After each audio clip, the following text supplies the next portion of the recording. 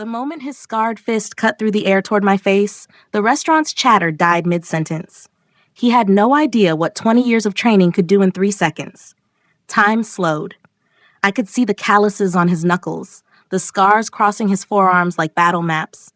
His eyes locked on mine, expecting fear, expecting me to flinch. I didn't, but I'm getting ahead of myself. To understand how I ended up here, you need to know what happened 3 hours earlier. 6 o'clock, Thursday evening. I stood in the bathroom of the Golden Orchid, staring at a stranger in the mirror. Dark circles carved shadows under my eyes. My uniform hung loose.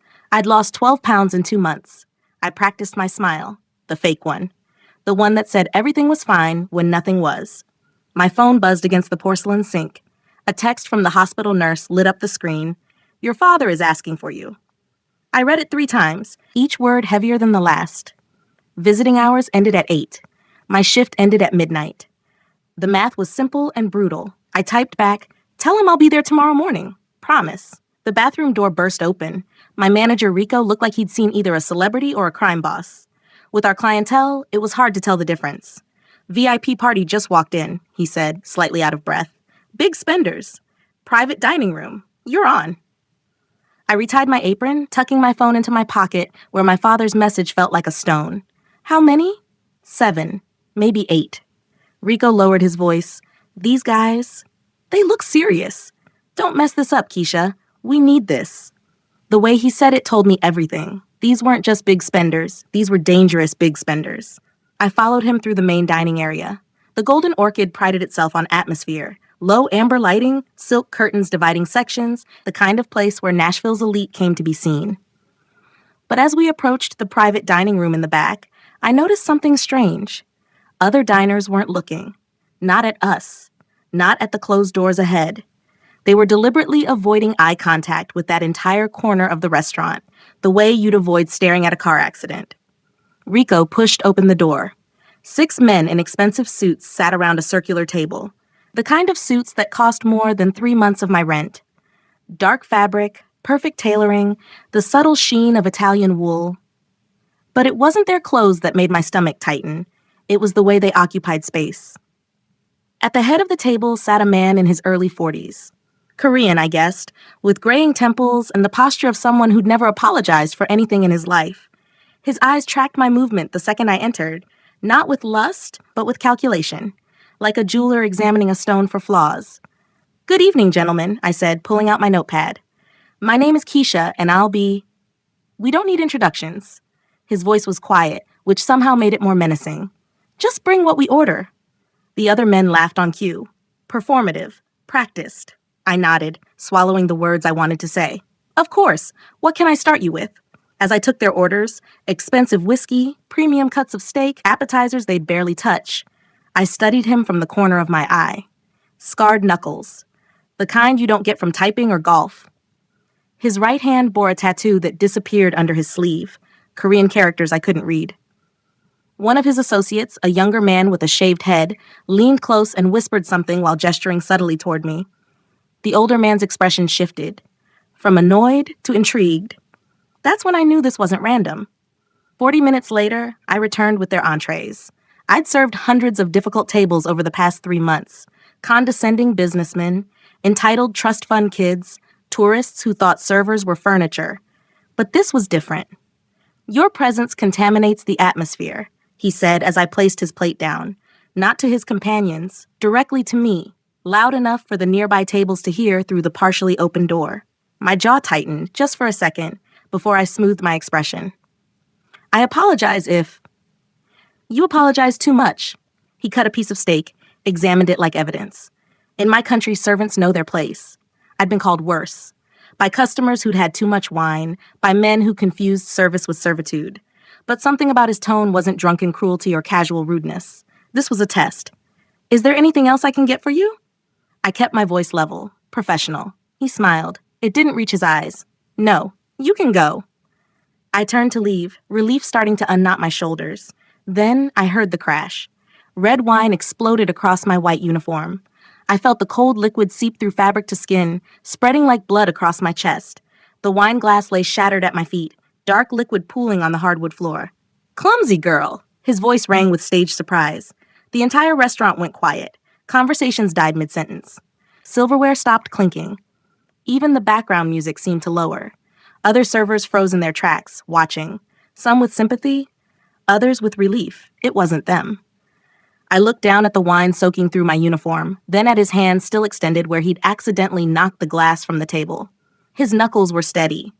No tremor of genuine surprise. Deliberate. Every fiber of my being screamed to react.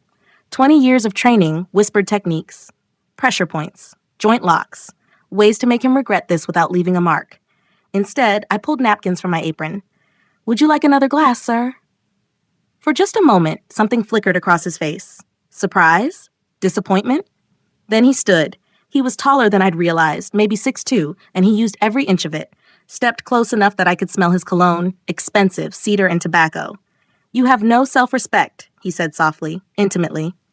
Like he was sharing a secret. "You're pathetic." My hand stopped moving. The napkins hung limp in my grip. "Look at you, standing there, taking this." His voice dropped even lower. "You wouldn't even defend yourself if I slapped you right now, would you?" The restaurant held its breath. "Your kind never do." Then he spat at my feet. The glob of saliva landed on my shoe, glistening under the amber lights. Somewhere behind me, a woman gasped. A chair scraped. The world narrowed to this moment. This man, this choice. My right hand moved.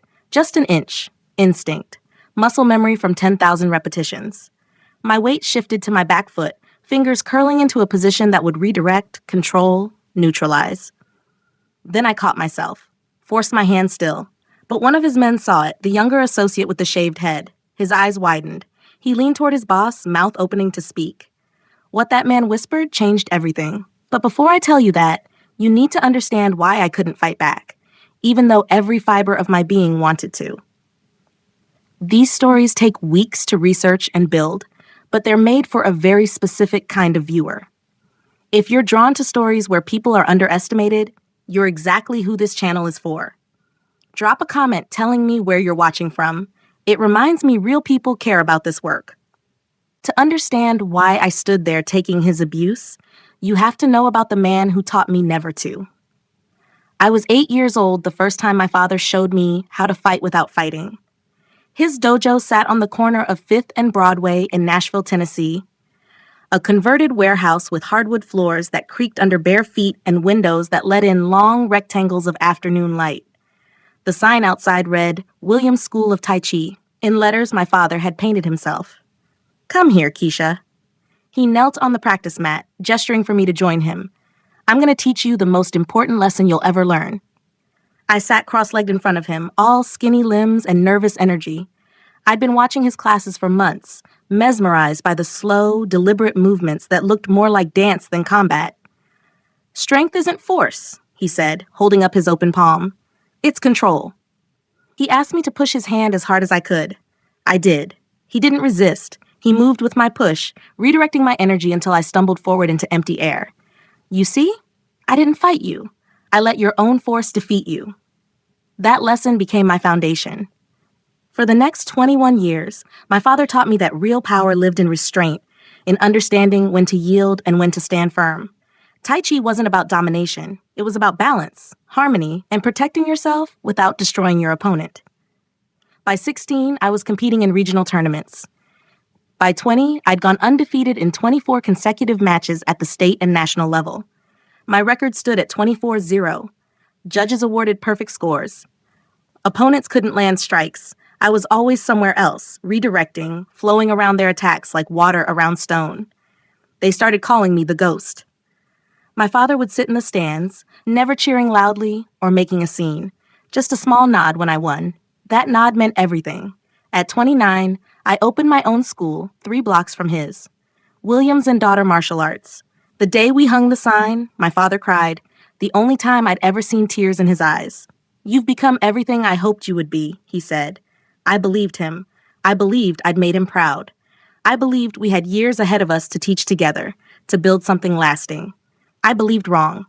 3 months ago, my father collapsed during a class.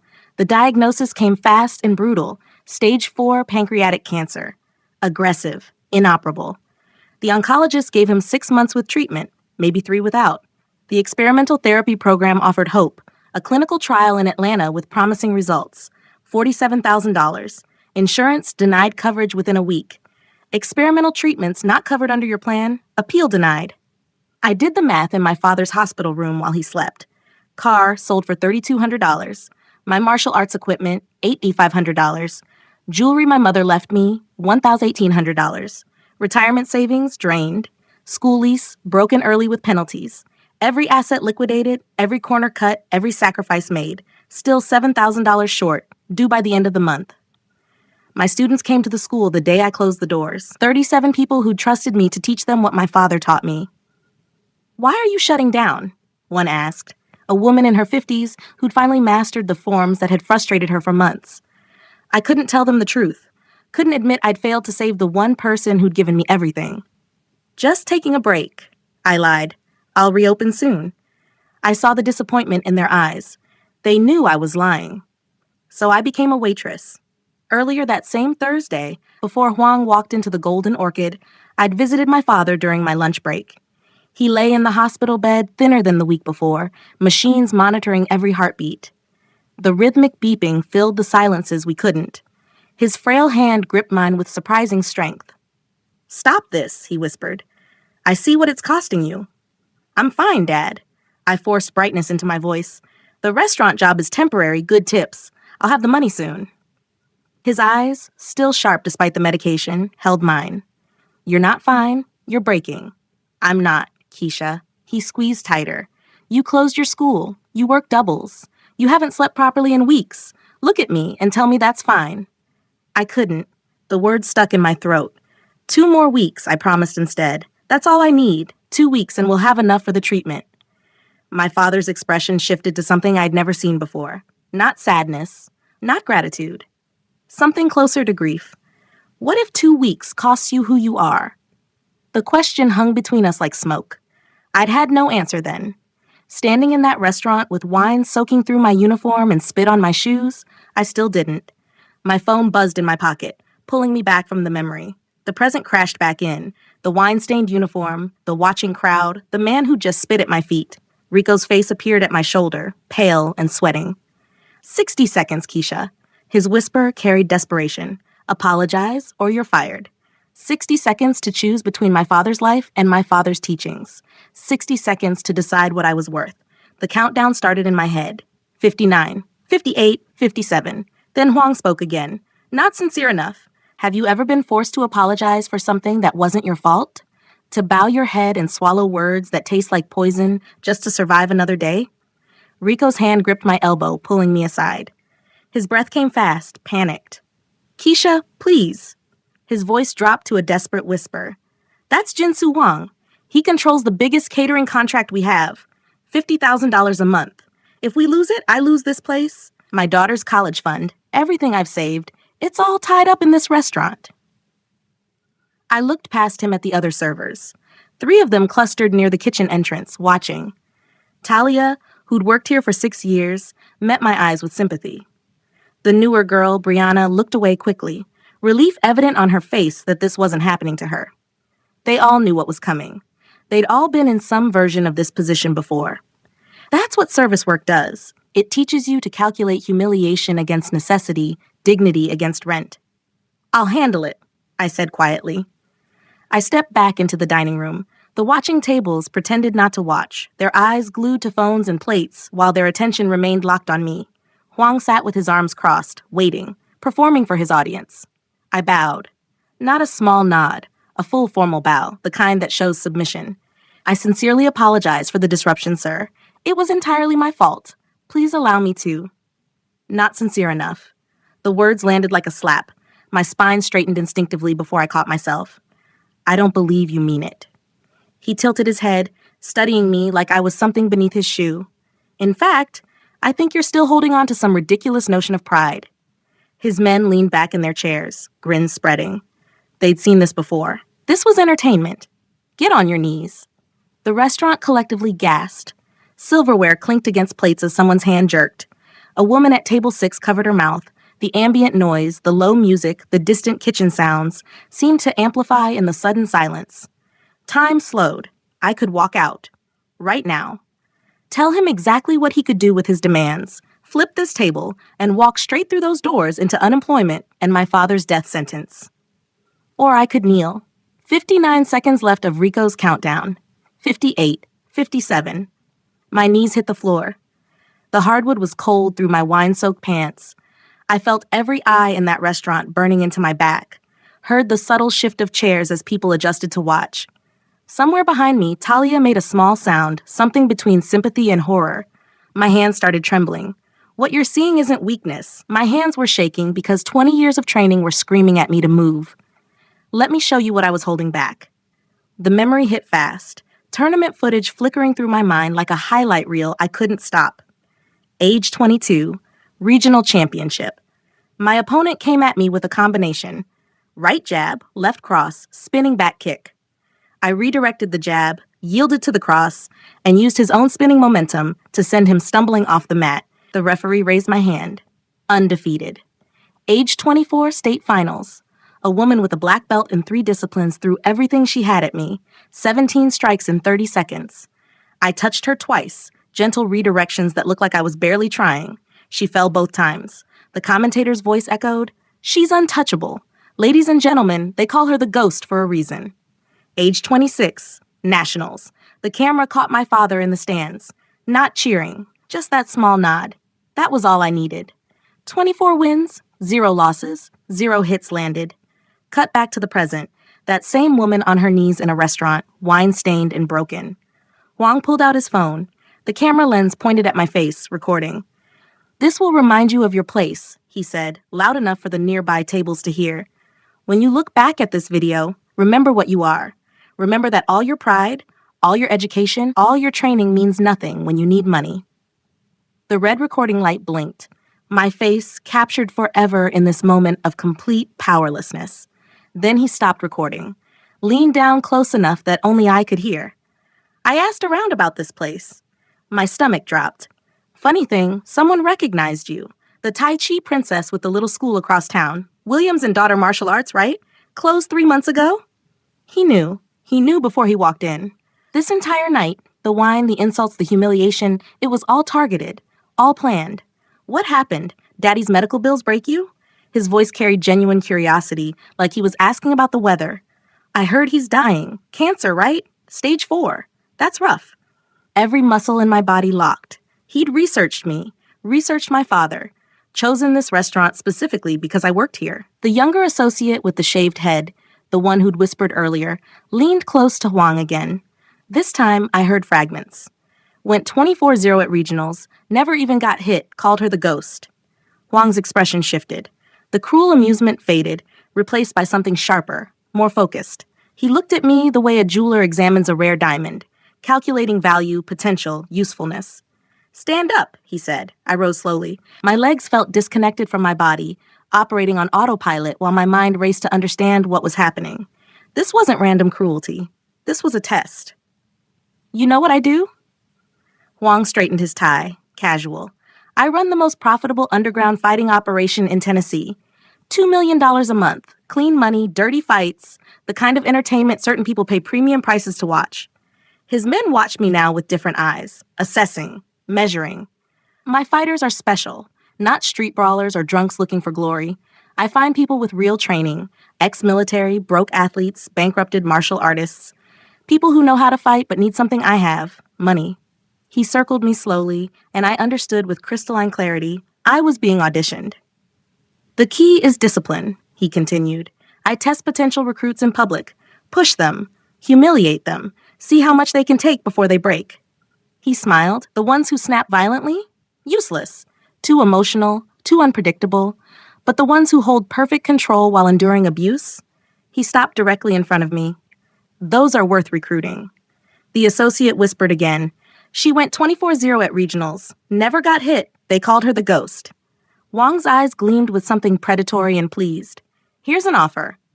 When he told me what he wanted, I realized kneeling was just the beginning. Some deals sound like salvation until you hear the fine print. "Fight me, right here, right now." Wang's words hung in the air between us. The restaurant had gone from silent to dead quiet, the kind of silence where you can hear your own heartbeat in your ears. "If you win, he continued, straightening his cuffs. I'll cover your father's treatment. All of it. The full $47,000. Experimental therapy, travel costs, whatever he needs. You walk away tonight with your dignity and your father's life. Hope flared in my chest before I could stop it. 47,000. Everything I needed. Everything I'd been destroying myself to find. And if I lose? My voice came out steadier than I felt. 1-year contract in my circuit. $10,000 per fight, tax-free. Full medical coverage. You'll make more money in 12 months than you'd see in 5 years of waiting tables. He spread his hands like he was offering me a gift. Either way, you win. Your father gets treated or you get wealthy. What do you have to lose? Everything, I thought. Absolutely everything. Would you take this deal? If someone offered you the one thing you desperately needed in exchange for 1 year of your life, would you do it?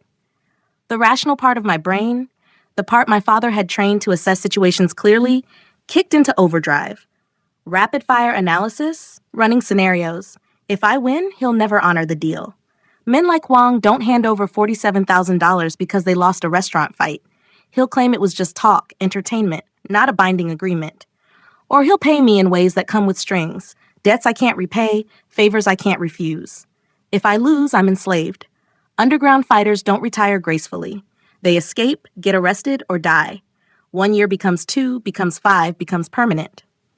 The circuit owns you, your body, your choices, your life. If I refuse, I'm fired immediately. Rico won't protect me. Wang owns him through that $50,000 contract. My father dies while I scramble for minimum wage jobs that won't cover a fraction of what he needs. I glanced around the room.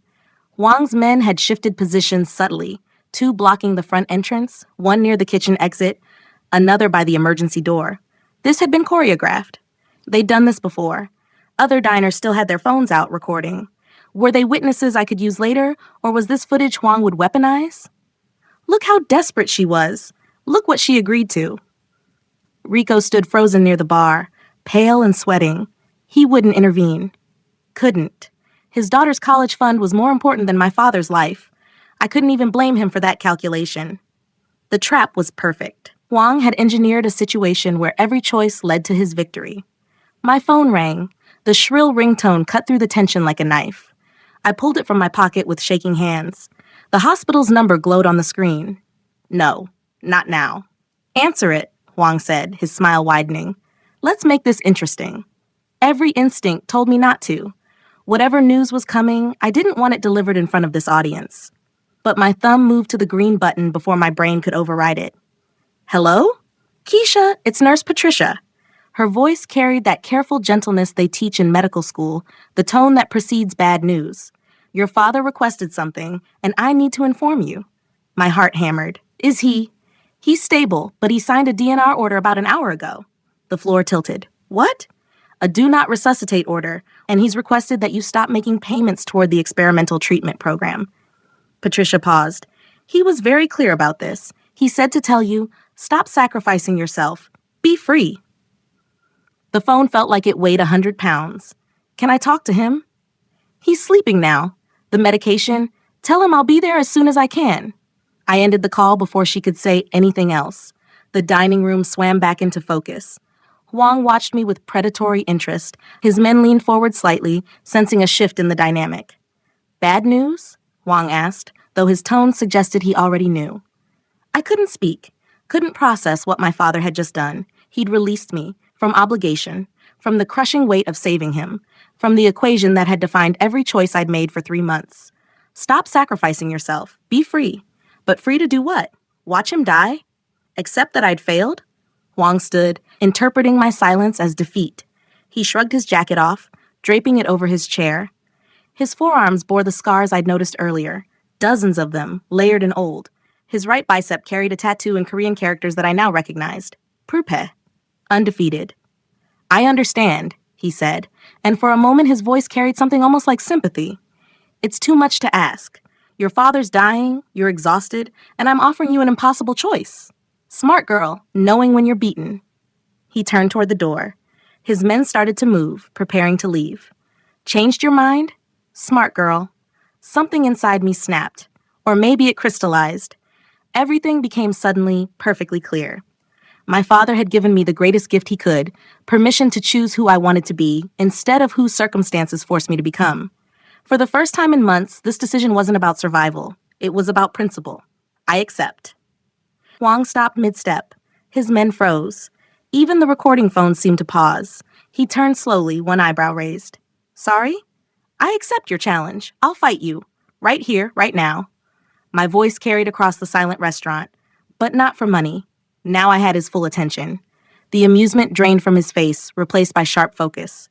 If I win, you shut down your fighting operation permanently. Every illegal thing you've built, you dismantle it. Turn yourself into the authorities for every crime you've committed. Free everyone in your circuit. One of his men laughed nervously. Huang held up a hand, silencing him. And if you win, I continued, I'll do whatever you want. No contract, no limits, complete control. Huang studied me for a long moment. I'd stopped being a desperate recruit. I'd become something far more dangerous, someone with nothing left to lose. His smile returned, but it was different now, sharper, genuine. You just made this interesting. What I said next made a room full of criminals go completely silent. Right now, you're either rooting for Keisha or you think she's lost her mind. The next part will make that question much harder to answer. There's a moment in every fight where fear dies and clarity takes over. This was mine. If I win, you shut down your operation permanently, I said. Every illegal fight, every recruited fighter, you dismantle it all. The restaurant held its breath. And turn yourself in for every illegal thing you've done. Wire fraud, racketeering, tax evasion, whatever crimes built your empire, you confess to all of it. Huang laughed. A genuine, surprised bark of laughter that echoed off the walls. You're insane. If you win, I continued, ignoring him, I'll do whatever you want. No contract, no time limit, complete control of my life. His laughter died when he saw my face. I wasn't desperate anymore. Wasn't calculating odds or weighing survival against dignity. My father had freed me to make this choice, and I'd made it. I was resolved. His men exchanged glances. The one with the shaved head leaned toward another, whispering urgently, Boss, she's different now. Something changed. Huang studied me with new eyes. I watched his expression shift through several calculations before settling on something I hadn't expected. Respect. He'd wanted a controllable asset. A desperate fighter he could mold and manipulate through financial dependence. Someone who'd fight carefully, defensively, protecting what little they had left. But I just stopped protecting anything. People with nothing to lose are the most dangerous opponents in the world. They don't fight to win. They fight to end things. Wang's entire 47-fight winning streak was built on facing desperate, defensive people who needed money more than they needed victory. People who pulled punches to avoid injury, who played it safe because tomorrow mattered more than today. I just told him tomorrow didn't matter. For a brief moment, something flickered across his face, a memory, perhaps, of his own desperation years ago.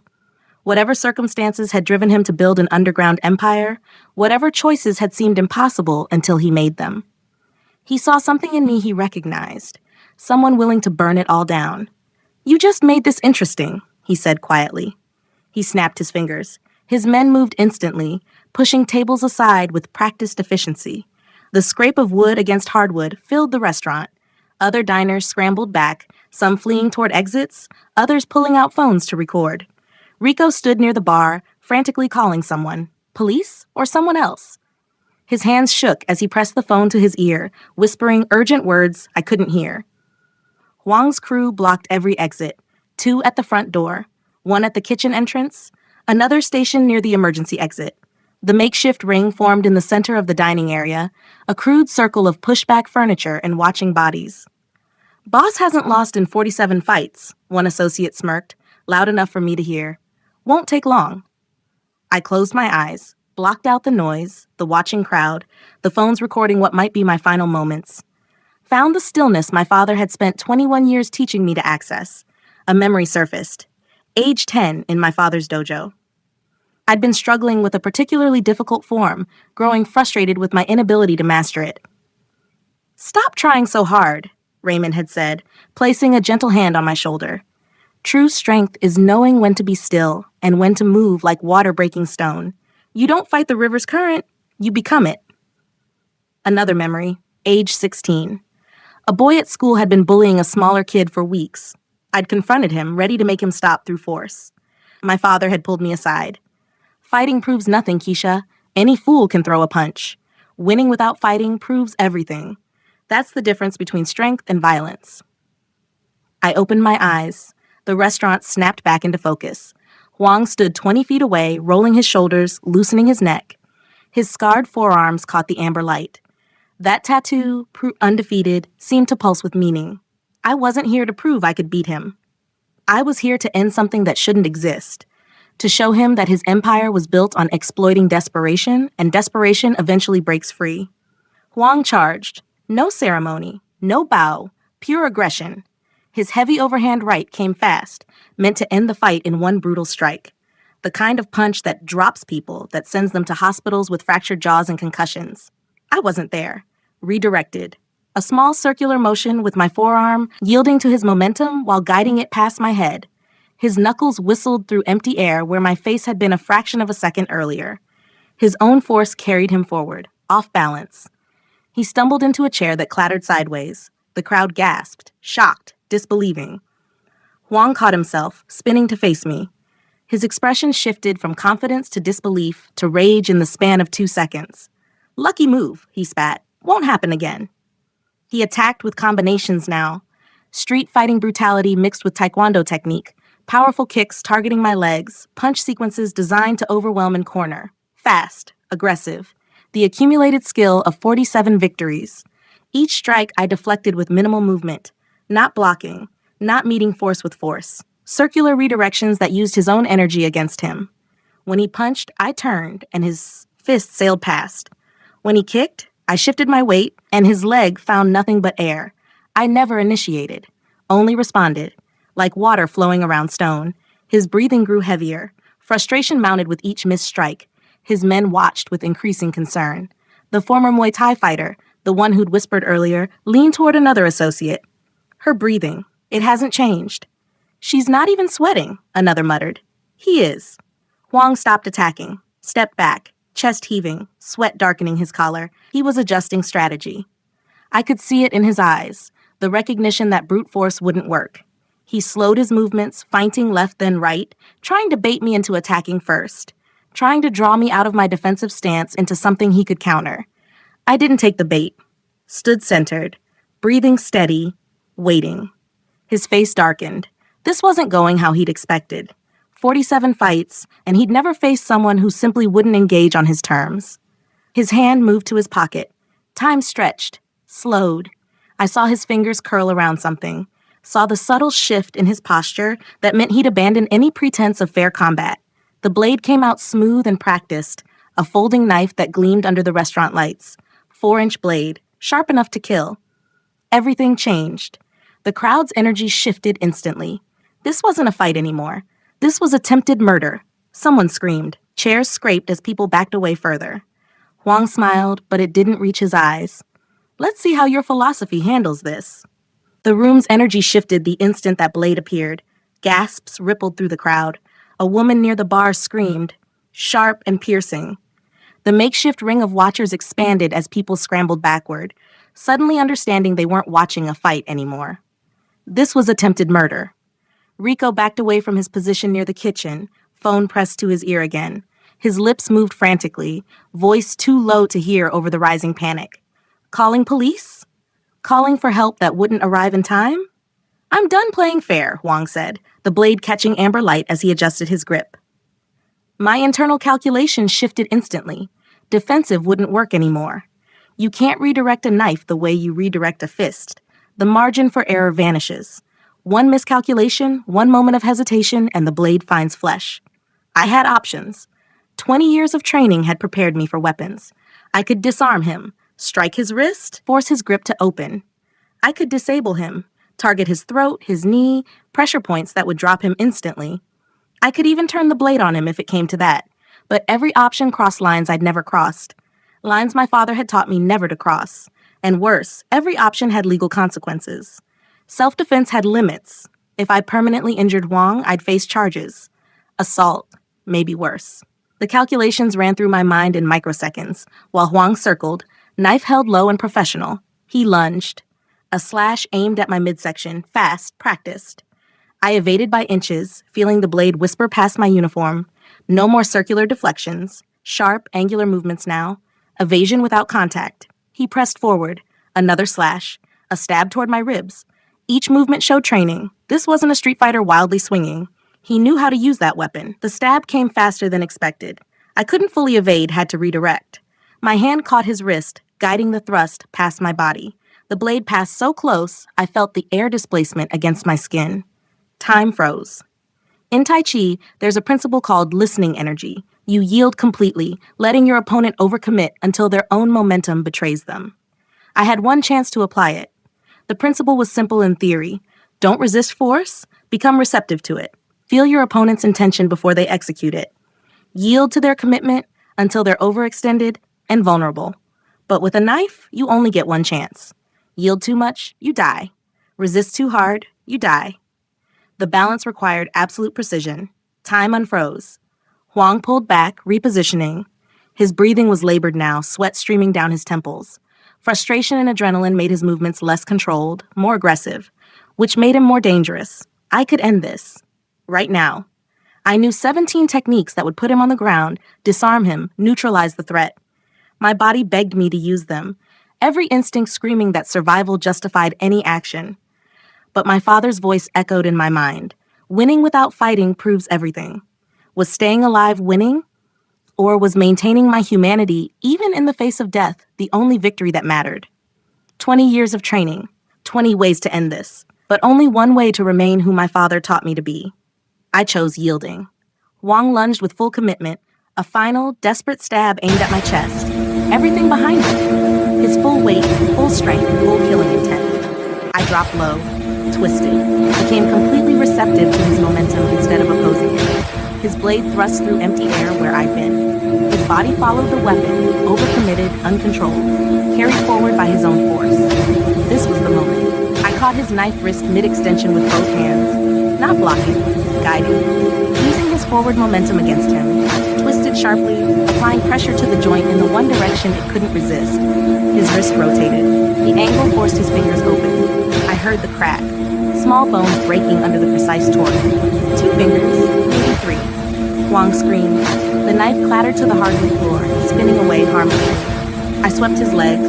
His own momentum and my redirection sent him crashing down. He hit the floor hard, face first, his broken hand cradled against his chest. I stood over him, breathing steady, completely untouched. The restaurant erupted. Shocked gasps. Someone shouted. Phones captured everything. The knife on the floor, Huang writhing in pain, me standing calm and controlled. His men started to move forward, but stopped when they saw his face. Huang wasn't just defeated. He was broken. The man who'd gone 47 fights undefeated had just lost to a waitress who never threw a single aggressive strike. The restaurant doors burst open with explosive force. FBI, nobody move. 2 federal agents rushed in, weapons drawn and trained. Dark suits, badges visible, faces hard with authority. Behind them, 3 more agents poured through the entrance, securing the scene with military precision. Huang's men froze, hands rising instinctively. The lead agent, a woman in her 40s with steel gray hair, surveyed the scene. Her eyes moved from the knife on the floor to Huang clutching his broken hand to me, standing calmly in the center of the makeshift ring. Jinsu Huang, you're under arrest. She holstered her weapon and approached Huang, pulling out handcuffs. Wire fraud, racketeering, tax evasion, money laundering, assault with a deadly weapon. You have the right to remain silent. Her partner moved to secure the knife as evidence. The other agents began separating and restraining Huang's associates. Agent Rodriguez, I read her name from the badge, finished cuffing Huang and hauled him to his feet. His face was pale with pain and shock. She turned to me, her expression shifting from authoritative to something closer to impressed. We were about to breach when you disarmed him, she said.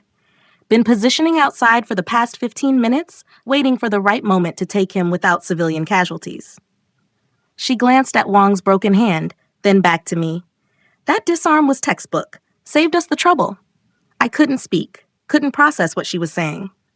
We've been surveilling Huang for 6 weeks, Rodriguez continued, gesturing to her team.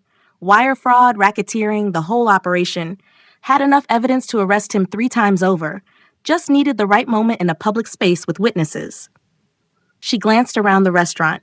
at the phone still recording, at the witnesses, at the evidence scattered across the floor. Your manager's call to Wang's inside contact? We'd tapped that line 2 weeks ago. Knew he'd be here tonight. Knew there'd be a confrontation. She looked back at me.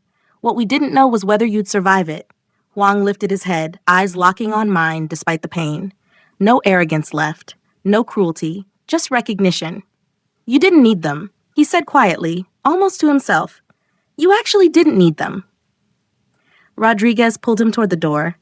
Ma'am, I'm Special Agent Rodriguez. We're going to need you to stay for questioning. Your testimony will be valuable for the prosecution, and we'll need to document that hand injury for the assault charge. I nodded, unable to form words. As they led Wang and his men out in handcuffs, the restaurant slowly came back to life, witnesses talking excitedly, servers emerging from the kitchen. Rico standing frozen by the bar, phone still in his hand. I looked down at my own hands. Steady, unshaking, 20 years of training, and in the end, it had been enough. If you're not subscribed yet, I have to wonder why you're still watching. This story took weeks to research and script. When you don't subscribe after watching this far, it tells me you don't value the work. I keep making these because I believe they matter. If they matter to you too, prove it. Subscribe now and drop a comment with your thoughts on what just happened. They say victory is sweet. They don't tell you how much it can hurt. The agents cleared the scene with efficient professionalism. Huang was hauled toward the exit, handcuffs gleaming under the restaurant lights. Even in restraint, he radiated menace. This isn't over, he shouted, twisting to look back at me. You think the feds protect you? I have people everywhere. You just made an enemy you can't imagine. Agent Rodriguez tightened her grip on his arm. Keep talking. Each threat adds another charge. His men were separated and questioned individually, some cooperative, others silent. Rico stood near the bar answering questions from a younger agent, his face pale and drawn. Other patrons lingered, phones still out, recording the aftermath like they'd witnessed history. I stood alone in the makeshift ring, tables pushed aside, chairs overturned. The physical evidence of what had just happened scattered across the hardwood floor. My adrenaline crashed all at once. The shaking started in my hands, spreading up my arms to my shoulders. My legs turned liquid. I tried to take a step and couldn't. My body simply refused the command. I collapsed into the nearest chair. Agent Rodriguez appeared beside me, her expression softening. Ma'am, I know you've been through trauma. We'll need your statement, but take a moment. Breathe. I nodded. Couldn't speak. My throat felt welded shut. Then the tears came. Not from fear, not from relief that I'd survived. From something deeper and more complicated, the crushing weight of my father's final gift. He'd freed me to choose dignity over survival, released me from the equation that had controlled every decision for 3 months, and I'd honored that choice without knowing if I'd live through it. What if the agents hadn't come? What if that knife had found its target? Would I have died defending a principal while my father died alone in a hospital bed? Was that courage or stupidity? The distinction felt impossibly blurred. Someone sat down across from me. I looked up through tears, expecting another agent. It was one of Wang's men. The fighter with the shaved head who'd been watching my technique, the one I'd mentally labeled as dangerous because of how carefully he observed. He should have been my enemy. Should have been in handcuffs with the others, but he sat there, hands visible on the table, posture non-threatening. I need to tell you something, he said quietly. I wiped my eyes, waiting. My name's Kiet. I fought in Wang's circuit for 3 years. His accent carried traces of Thailand, Bangkok, I guessed. I've seen maybe 50 people face him, desperate people, broke athletes, ex-military with PTSD and medical debt, people who thought they could control the situation. He paused, choosing his words carefully. All of them attacked eventually. Fear broke some. They'd lash out, trying to end it fast. Rage broke others. They couldn't handle the humiliation. Even the disciplined ones, the trained fighters, something always broke. They'd throw one strike, just one, and Huang would have what he needed. Evidence they were willing, hooks to control them. Keith's eyes held something I hadn't expected, respect. You're the only one who never attacked back. Not once. He threw everything at you, humiliation, violence, a knife, and you never crossed that line. His voice dropped to almost a whisper. That's why you won. I looked up through tears, shaking my head. I didn't win. I just didn't lose myself. He paused, processing. What's the difference? The question hung between us. My father's teachings crystallized into words I'd never quite articulated before. Winning is temporary, I said slowly. Huang's won 47 fights. Where did it get him? Handcuffs and federal charges. He won every battle and lost everything that mattered. Kiet leaned forward, listening intently. But who you are is permanent. My father taught me that strength isn't about dominating others. It's about maintaining your humanity when tested. Not winning, surviving with your soul intact. The words felt like truth, like something I'd known my entire life, but only now understood. He taught me, I continued, that the real victory is looking in the mirror afterward and recognizing who you see. Kiet sat back, silent for a long moment, then nodded once, sharp and decisive. Thank you. He stood and walked toward the agents, hands raised, ready to give his statement. I watched him go, wondering if those words had meant something to him beyond just philosophy. Agent Rodriguez approached again, this time carrying a tablet. Ma'am, you need to see this. She turned the screen toward me. A video played, shaky phone footage from one of the diners. The wine incident, the kneeling, the fight. All of it captured from multiple angles and already edited together with dramatic music. The headline read, Waitress defeats Mafia boss with Tai Chi. It's already gone viral, Rodriguez said. Posted 2 hours ago. 400,000 views and climbing. I scrolled through the comments. Half were inspired, people calling me a hero, praising the discipline and control. The other half were skeptical, questioning if it was staged, demanding proof, dismissing Tai Chi as fake martial arts. Then I saw something that made my stomach drop. A crowdfunding campaign, created by someone named TruthSeeker217, who'd apparently recognized me from the video and done research. The campaign title, Help Raymond Williams Fight Cancer, Support Keisha's Father. The goal, $50,000. Already raised, $2,347. Strangers, people I'd never met, donating money because they'd watched me fight. My phone rang. The hospital's number lit up the screen.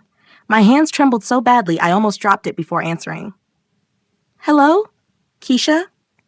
Nurse Patricia's voice carried that careful gentleness again. The tone that precedes news you're not ready to hear. I'm so sorry. Your father passed peacefully about 20 minutes ago. He wasn't in pain, just went to sleep. The phone slipped from my fingers, clattering on the table. Agent Rodriguez caught my expression. What happened? I couldn't answer, couldn't form words, just sat there while the restaurant continued buzzing around me. Agents working, witnesses talking, phones recording. The money came, the recognition came, but what I needed most didn't. They say timing is everything. They're right. Sometimes it's everything you lose. Raymond Williams died peacefully 2 hours after my fight with Wang. The nurse said he simply stopped breathing.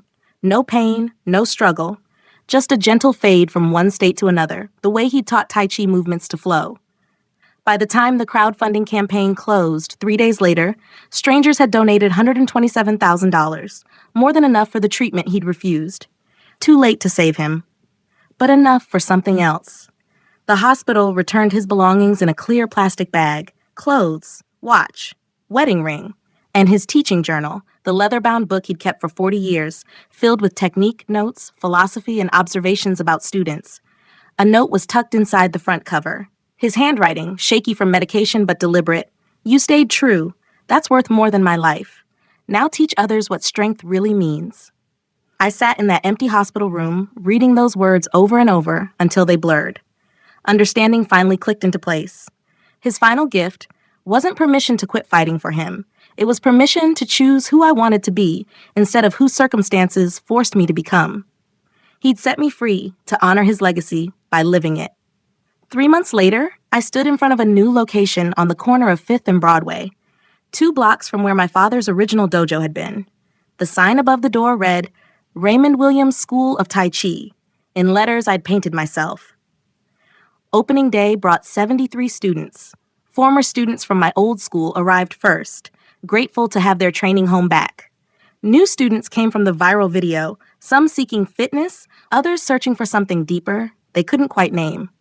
A reporter from the Tennessean showed up, wanting to document the Tai Chi waitress phenomenon. Then I saw Keet in the back row. The former Muay Thai fighter from Huang's crew stood apart from the others, uncertain. After class ended and the last students filtered out, he approached hesitantly. Why did you come? I asked. He was silent for a long moment, choosing words carefully. I've been fighting my whole life for money, for Huang, for survival. His voice cracked. You fought for something I forgot existed, principle. I watched you almost die to protect it. He looked at the empty training floor, at the mirrors reflecting nothing but potential. I want to remember what that feels like. Before I forget, I'm human. I understood. Sometimes the hardest fight is finding your way back to yourself. First lesson starts now, I said. It won't be easy. Nothing worth learning is. 6 months after opening, an envelope arrived with a federal prison postmark. No return address. Inside, a single piece of paper with 2 words written in Korean. 이해합니다. I had them translated. I understand. No signature. No explanation.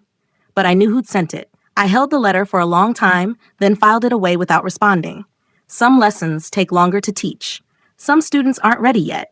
Maybe someday Huang would be. The afternoon sun streamed through the dojo windows as I demonstrated a defensive technique to my advanced class. A young woman, new, maybe 3 weeks in, raised her hand. What if they're stronger than you? I smiled. My father's smile. Then you be smarter, be patient, be water. Strength isn't about winning fights. I moved through the form, slow and deliberate. It's about not losing yourself in them. The class practiced. 37 people moving in synchronized flow, learning what my father taught me, what his father taught him. The lineage continuing. On the wall above the training floor, my father's photograph watched over us.